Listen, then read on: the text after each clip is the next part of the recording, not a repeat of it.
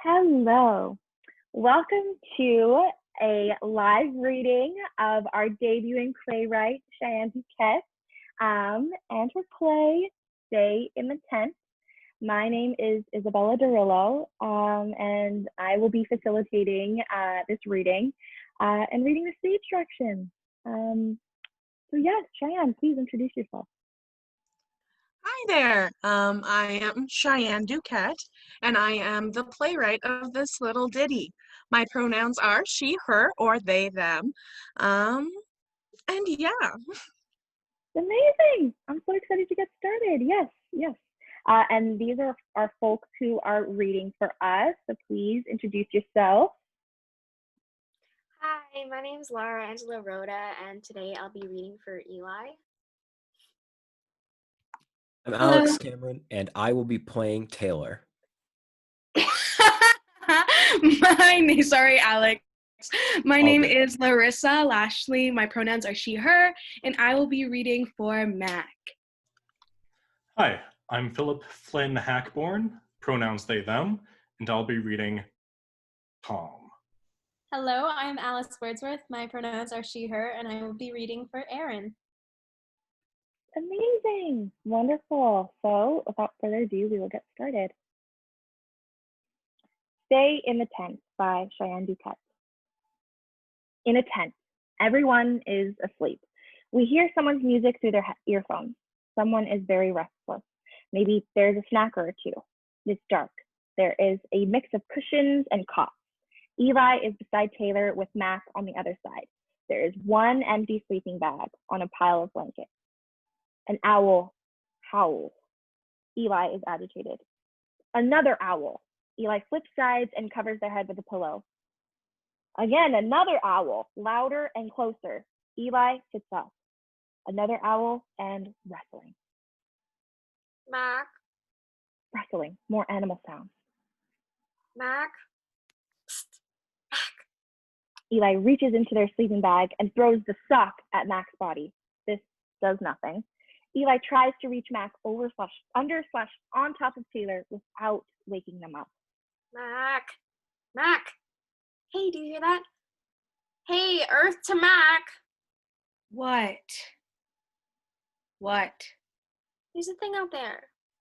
Hmm. Mac, I'm serious. It's probably the wind. It's not the wind. Another owl sound. More intense wrestling. A stick breaks. Or maybe a deer? Another rustle. At Alberta Beach?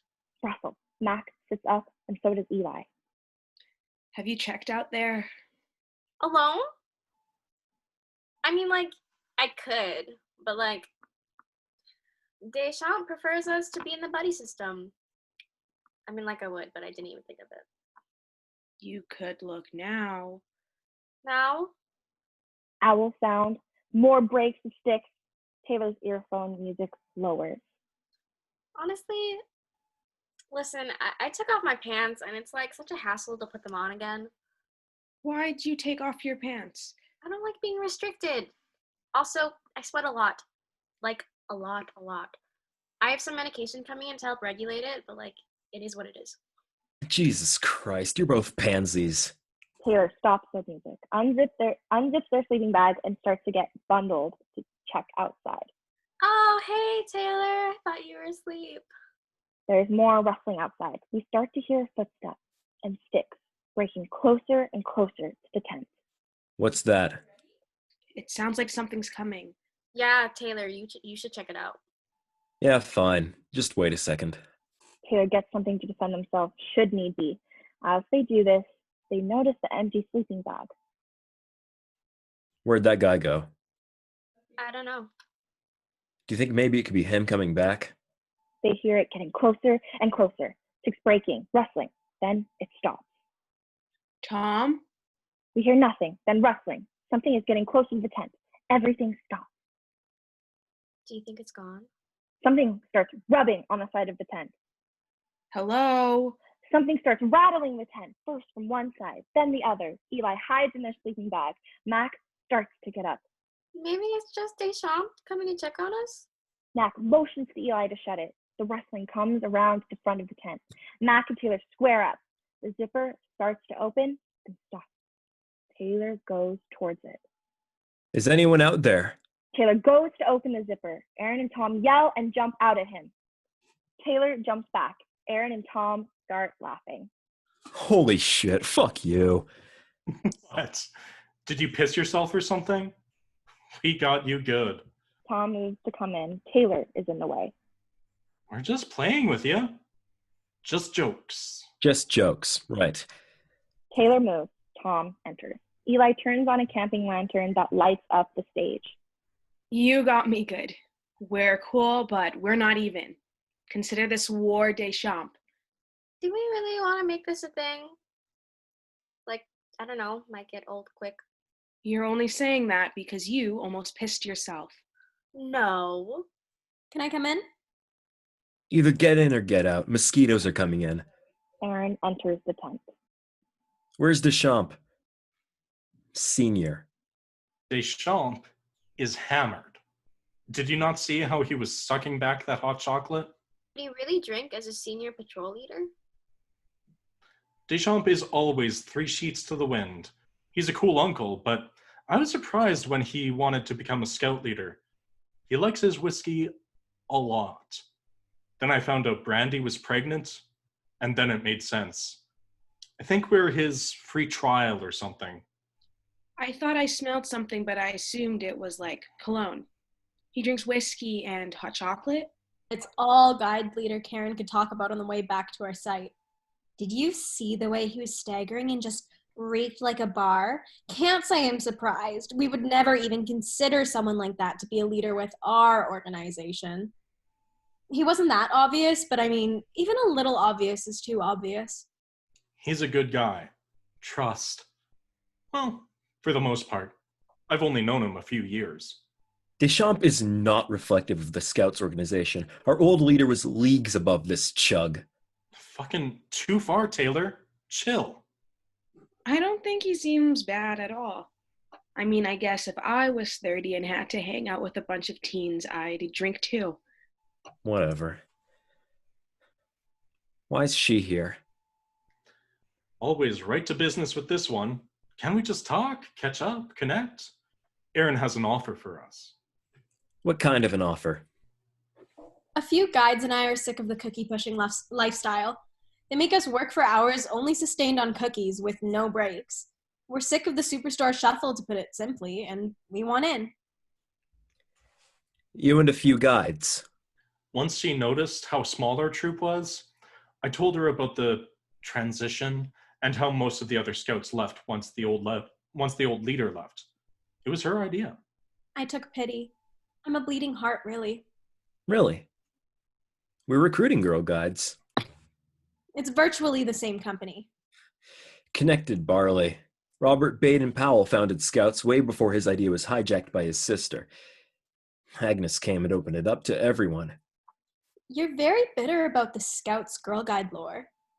Is there something deeper here? I just feel for the guy. I feel like RBP let more people in because he wanted to open up the organization to other people. Inclusivity and all. Listen, guys, I hate to be the bearer of bad news. We have a pretty big day scheduled tomorrow. There's rafting at 10, then knot tying, and then the badge ceremony. I'm becoming a venturer scout. Listen here, bad news bears. You can't become a venturer scout without a troop. And besides, you're not Cub Scouts anymore. It's just a big day. I've never rafted. Rafting is at 10. What does your troop have planned before? Nothing. Deschamps is probably sleeping in. I could stay up a bit longer. What did you have planned? I don't know. I'm the scout, I guess. There are 3 of us who want to join. Wait a second. Did you just leave your group? Everyone is in bed. The other 2 will cover me, and the others won't notice. We're actually in different tents. A lot of them are like weird, religious, and bitchy. Checks out. Thanks for the offer, but I think we should look elsewhere. This group is above integrating guides, let alone you. Why? You don't even know Aaron. Why do you even care? Is she like your cousin or something? Aaron's cool. She goes to our school. I can teach you to skip stones or, like, shoot a gun. What's the big deal? We need numbers anyways, and she can teach you how to skip stones. Isn't this Deschamps' decision? I'm the longest standing member of Troop 115. But he's Scoutmaster. Let's give her a chance. Hear her out. This isn't even our decision. I vote she's in. Like you get a vote. We all get a vote. I think you need to sell yourself a little better. Excuse me? Like your talents, skills, positive qualities. I can teach you how to skip stones. I live near the reserve, so we can go to archery and sit at mine. My dad owns a quad. I own like every scary movie known to man. And I'm getting my license in November. How old are you? 16 on November 7th. Do you actually go to Archbishop? Yeah, I graduate next year. Cool, nice. Sweet. I just started there this year. It would be cool to get a ride to school. Right, Taylor? Maybe. Depends. Sometimes it's better just to bike. It was just an offer. To be nice. We can think about it overnight and talk to Deschamps. I think we're forgetting the rules. She's not even supposed to be here. Yeah, I'm sure the guides are looking for her. I don't hear anyone looking for me. Me neither. Mac? What? Really? He's just like this because he really liked the old leader and old troop. Things are weird now, but he's used to doing this really cool thing where he just let the scouts and venturous scouts stay up later and he would tell no sleep stories to us. Honestly, I don't miss that as much. He was a little weird. Anyways, big day. It's getting late. I am beat. Wow. I know a good story. A scary story, and I bet you've never heard it before.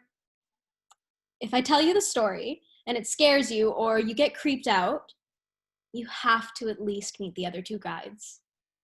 I'm in. I'm down to hear a scary story. Erin, you can sit on my cot. Fine. She can tell her story, I guess. Mac tidies up their sleep area, offers her a snack, some water. She takes none. Taylor watches Mac, annoyed. Damn, Mac. Can I join your cot? You have all the fixins. I'd really prefer not doing this. This may come as a surprise, but I'm not really one for scary stories. Grow a pair. One story. That's it. Aaron crosses to the lantern. Let me try to create the mood here. She filters through various settings. Maybe there's a red color, maybe flashing, until she settles on one lowered lighting setting. She places the light on her face to give a ghastly effect. We can see the actors in the front, but they are minimally lit. Behind them, we have light shining on the tent walls. They act as a projector for the stories to play out through shadow work. Does it have to be this dark? It's fine, Eli. Are you already afraid? We hear the conveniently placed sound of an owl screech. This is piercing. This scares the group momentarily. Oh, fuck. That was well placed. You played one on me, Mother Nature. I think it's time for bed. That was a little too much. It's late and I don't want any trouble, really. Eli, it's fine. It's just an owl. I mean, yeah, it was just an owl, but it's also a bad omen. My kokum said that they were used by evil medicine men who could shapeshift into animals and wanted to steal your soul. Kokum always told me they were coming to get me, swoop me up and take me away. Serves me right, 5-year-old me was an asshole, though. Really. It's coming for us. Is this your scary story about owls? No, it's not about owls.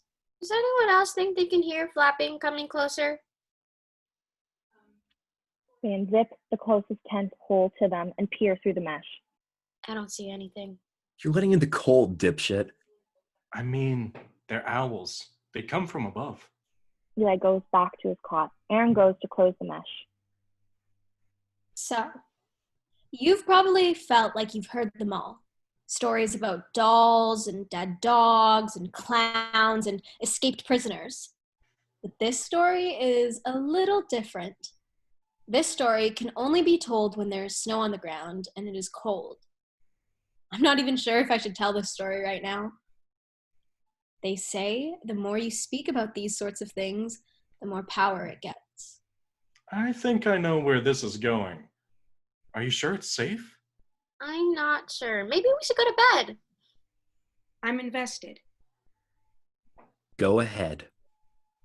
Tom, Taylor, Mac, Eli go back and do shadow puppet work behind the tent wall as Aaron tells the story. They enact everything going on. Amazing! Great work, y'all! Woohoo! Woohoo! Yeah, yeah!